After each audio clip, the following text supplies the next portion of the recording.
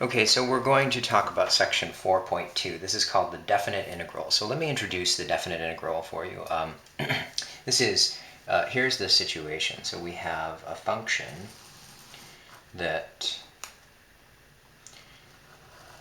is continuous or at least doesn't have more than a finite number of jumps in its graph between A and B. And so what we're going to do is we want to define an object that's similar to the areas that we were computing from the previous section. What we're going to look at, so let's talk about this. I want to take the interval from A to B, and I want to divide into n, so n is a number that's going to be allowed to vary, into n equal subintervals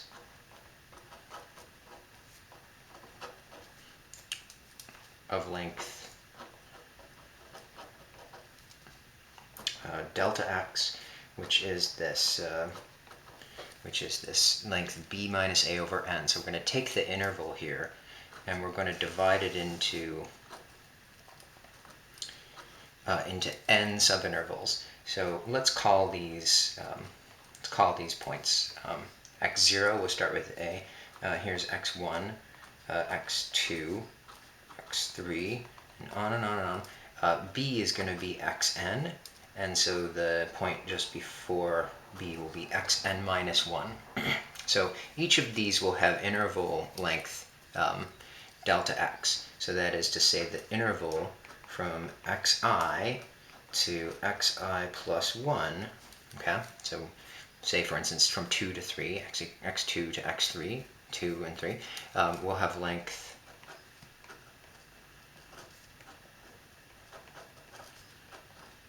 delta x. So that's step 1. Okay, step 2, inside each interval xi plus 1, okay, we pick a point. So this is the ith subinterval. Okay, the ith subinterval. We pick a point. We call these the sample points. So we pick a sample point, and we're going to denote it by xi star. Okay, so xi star is just going to be any point inside of this subinterval here. We have a formula for xi, right? Xi is just a plus I times delta x. This is our formula for the coordinate xi. Remember, if we just take, so x1 would be a plus 1 copy of this increment here. So a plus 1 copy will put you at x1, so x1 equals a plus 1 copy. x2 would be that point. It's a plus 2 copies of this, so we go 1, 2, right? So we're at x2. This is how we count these. And we're picking one point inside of each of these things. It doesn't matter where that point is. It can be one of the endpoints, or it can be any point in between. Okay, so this is our initial setup. And then we're going to take the following expression. So we want to sum, start from 1 and go up to n. So this will be the so we're gonna count inside of the intervals. I want to take the function and I want to evaluate it at the sample point inside of the ith interval, and excuse me, and we're going to take that and multiply by the length of the increment. And then we'll have, and this will give us, so what will this give us? Let's draw our picture again. Let's pretend between these two. And I'm going to just divide this up into just some number of intervals here. So here's 1, 2, 3, 4, 5. So I've divided it up into 6 intervals. So I've got this interval from x0 to x1. I've got the interval from x1 to x2. and so on until I get to the interval from x5 to x6. So this is, in our case, this is x6, and this is x0. Okay, so we've got from 0 to 1 is the first interval, from 1 to 2 is the second interval, and so on.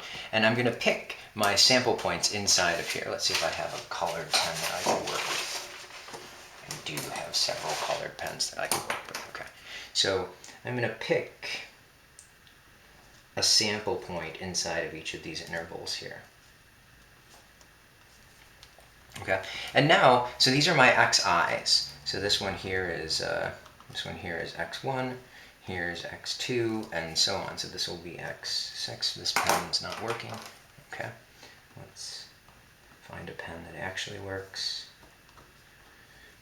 Like this. And now, over each of these, I'm going to send them up to the graph, and I'm going to use this as the height of a rectangle. So right at x1, we travel up to the graph, and we use that as a rectangle. Here at x2, travel, in this case, we have to go down, and we use this as our rectangle. So notice this rectangle is below the x-axis. Same thing with this one here. Looks like it's below the x-axis. This one will get sent up to that rectangle there. Here we'll get a rectangle there. Here we'll have a rectangle like this. And then here we'll have a rectangle like that. Okay, so we've got these 6 rectangles that I've indicated. And we get the height of these rectangles just by using x, the sample points xi. So the area, so I'm going to say the area with signs. Okay, now this is very important, right? Because these rectangles here that are below the x-axis, that value there is a negative value. So when we multiply by the width of this rectangle and its height is negative, so we're going to get a negative area for that rectangle, and the same thing there. So that we'll have some positive rectangular areas and some negative rectangular areas. So the area with signs of the n rectangles is starting at 1 and going up to n, 6 in this picture, but just n in general, is exactly what we see here. So the sample point times this. So this is the area with signs of the n rectangles. Okay, so this picture is very important to us. Now we want to do what we did in the last section, which is to take the limit of this as n goes to infinity. And so that is a definition. So definition, the limit as n goes to infinity of this expression. So this is I starting at 1 going to n, f of xi star times delta x. This is written like this, with this symbol here, a to b, f of x dx. This is called the definite integral.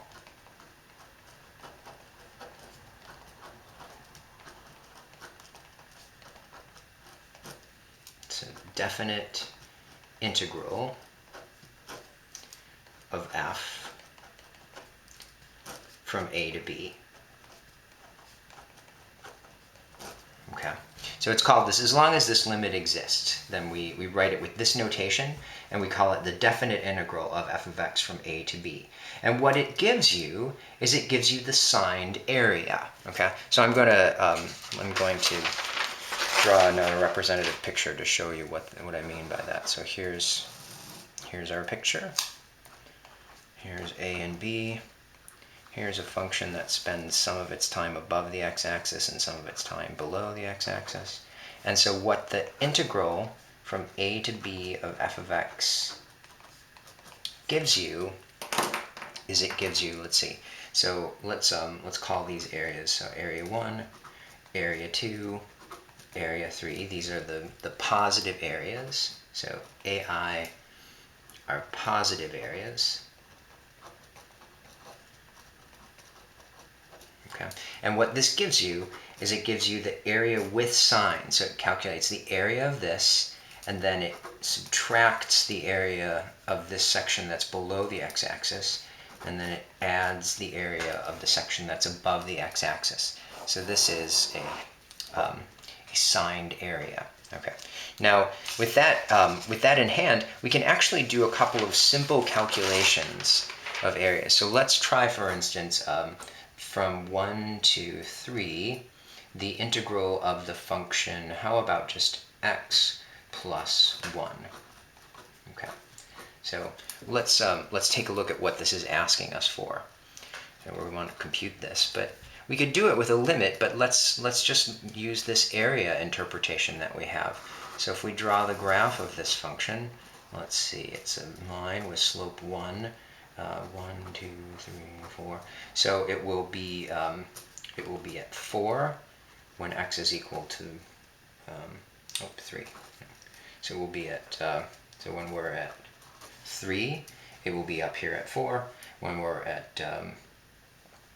at 1, it will be at 2, like this. There's 3, I guess.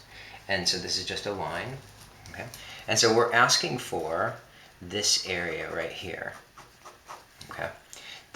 So this is just a trapezoidal area. So we can compute this area just without doing anything. Okay. So we've got, let's see. So I see a quadrilateral here that's length 2 on one side and length 2 on another. So that's this area right here is going to be 4. And then this area right here, this is a triangle. Let's see, its base is length 2, its height is length 2, and so that means 2 times 2 is 4, but divide by 2, so we get the area of 2 for that. So in this case, the area, or the definite integral of x plus 1 is equal to 6. Okay, so we computed this definite integral just by recognizing that the definite integral picks up area when we compute it. Okay, so nice and easy computation.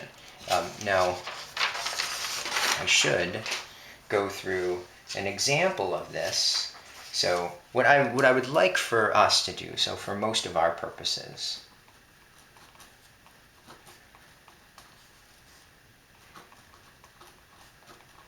so for most of our questions, we will use right endpoints for the sample points xi star.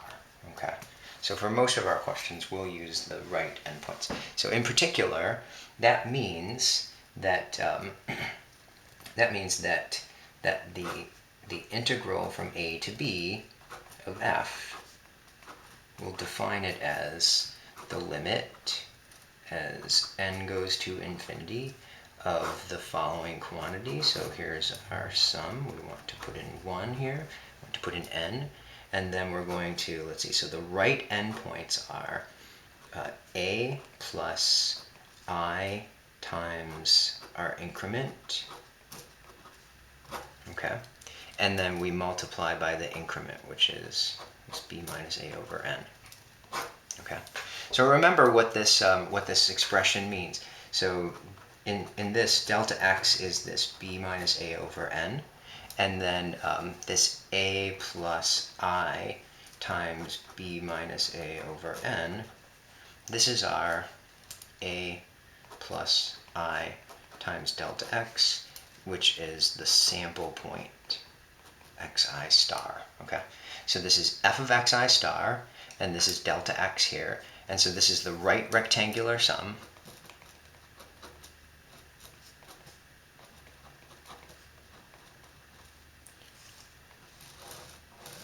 These are sometimes called Riemann sum. Okay, this is after the mathematician George Bernard Riemann.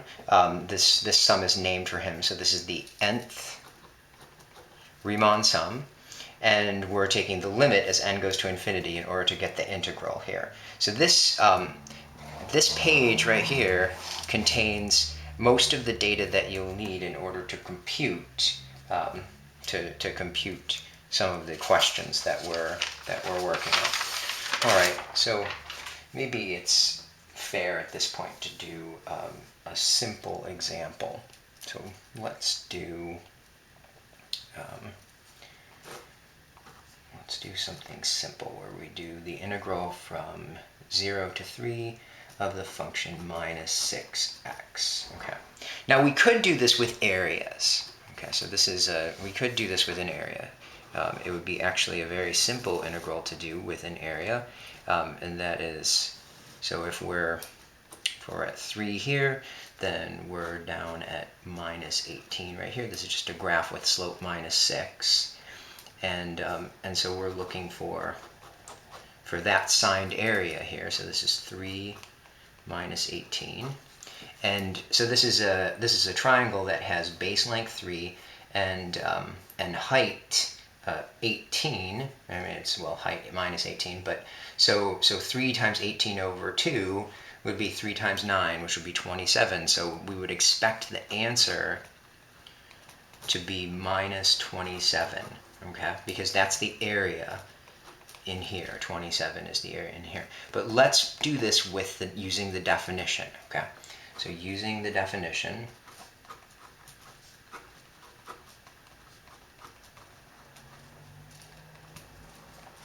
this is our solution. Okay, so we take the interval from 0 to 3 and we divide it into n pieces. So we get our delta x is 3 minus 0 over n. So that's 3 over n, like this. Our formula for xi, the sample point, is 0 plus I times delta x. So because that's our a in this case, here's a and here's b. So we get 0 plus I times this, so this is just I times 3 over n. And now we're taking the limit as n goes to infinity of this expression. So we're counting up. So we get minus 6 times our x. So these are our xi stars. Minus 6 times xi star times our delta x, like this, right? So this here, this is our f of xi star, right? And this here is our delta x. So this is just as in the formula. So each of these terms that we're forming is a product. It's a product of a rectangle that we would be using in here.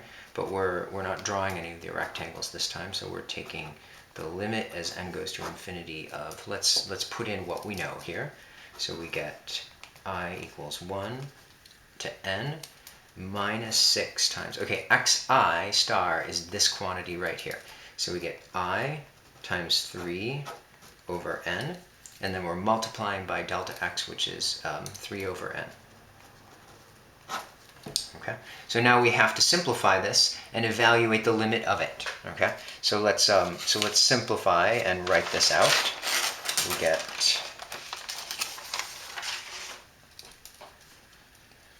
just a little simplification here. We'll combine some numbers. So we're taking the limit as n goes to infinity of this quantity. So we had a minus 6 and a 3. So let's take a look. Minus 6 and a 3 and a 3. So that's minus 6 times 9. So that's minus 54. So we get minus 54. And then we have an I in the numerator and 2 copies of n in the denominator. So we have I and then n, like this. So this is our simplification, first simplification. All right, now minus 54 over n can be taken out of this summation symbol because the only thing that's changing in this is I. So we do that. So this can be taken out.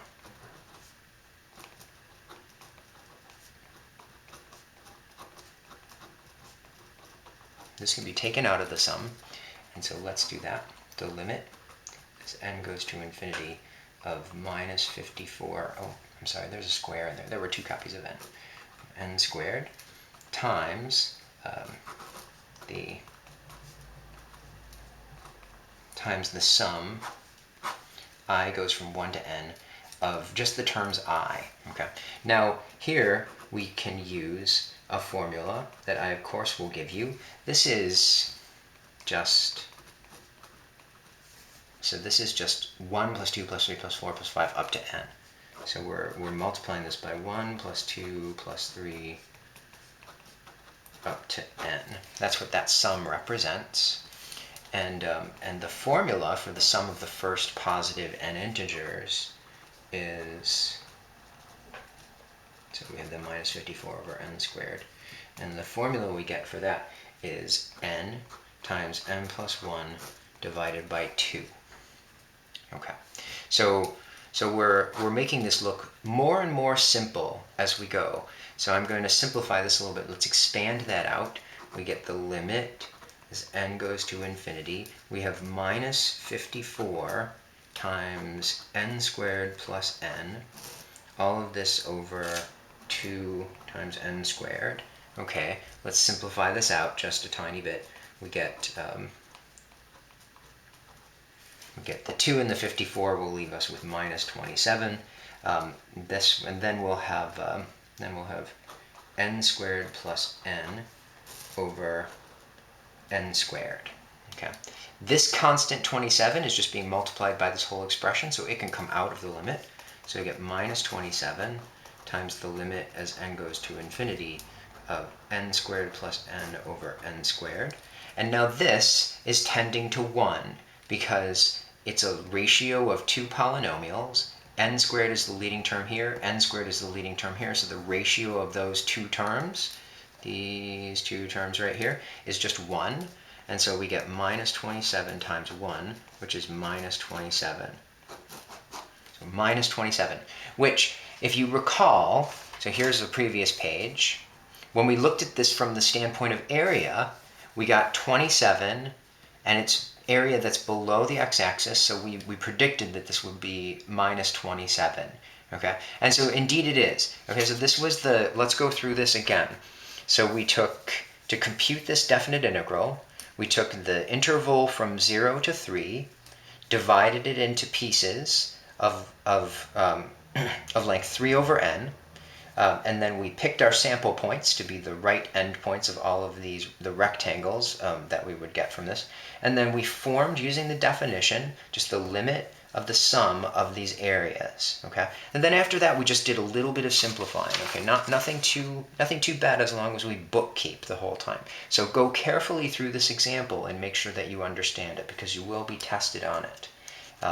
Now, let's just go through some notation.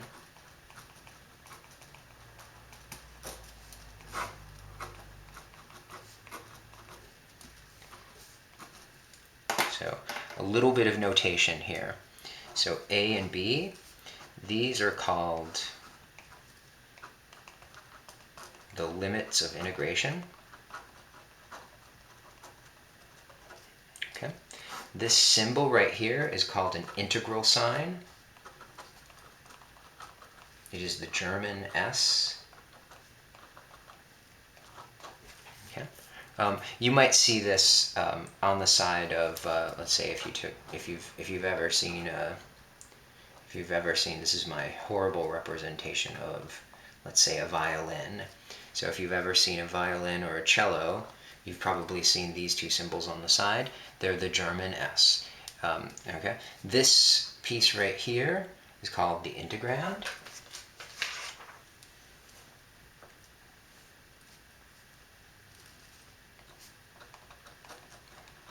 So integrand, this is the function that you're integrating, and this whole thing is called the definite integral.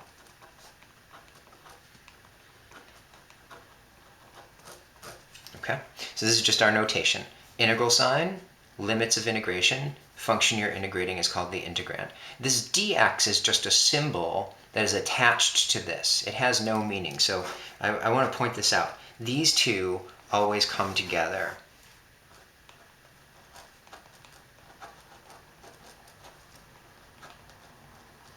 Okay. You'll never see that by itself or that by itself. This pair means you're integrating a function. Okay. So there's our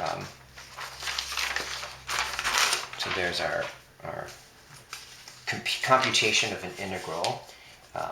We've done an integral with areas.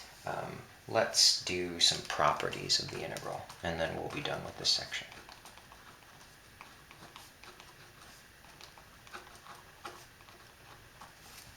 So properties of the integral. So the first property is that if you take, so property number one, if you take the integral of a constant, okay, so c is a constant,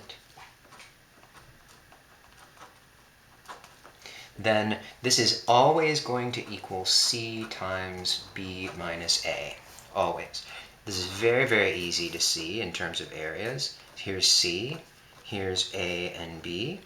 The graph of the function c just looks like this. Okay? It's a constant function. And so if you compute the area of this region, this is just going to be a rectangle of height c and width b minus a. So that's so this is c times b minus a in area. So that's property one. Property two is that if you have two functions that you're adding together as your integrand, then this is the same thing as computing the integral of 1 plus the integral of the other. Okay. Anytime you're taking a sum of two things, you can compute the two integrals separately. Property 3 says that if you have a constant times your function, then you can always remove that constant.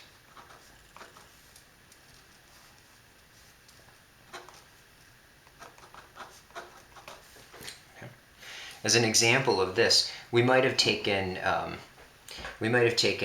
so remember this example here from 0 to 3 that we just did of minus 6x. So this is equal to minus 6 times the integral of x from 0 to 3. We just took the constant minus 6 and pulled it out of the integral. Now if you look at this function, this integral here, here's the graph of x. So this is the graph of x. This area in here is 3 times 3 divided by 2, so that is 9 divided by 2. And if you take 9 divided by 2 and multiply it by minus 6, you get minus 27. So this is minus 6 times 9 over 2, which is minus 27. Okay? So this is just an example. We could have computed that previous example even easier by recognizing this constant here, pulling it outside, and doing a much simpler integral there. Okay? Let's see, I guess another property here would be something similar, I guess a corollary of this is if you have two functions and you're subtracting them, then you can compute this as the difference of the two integrals.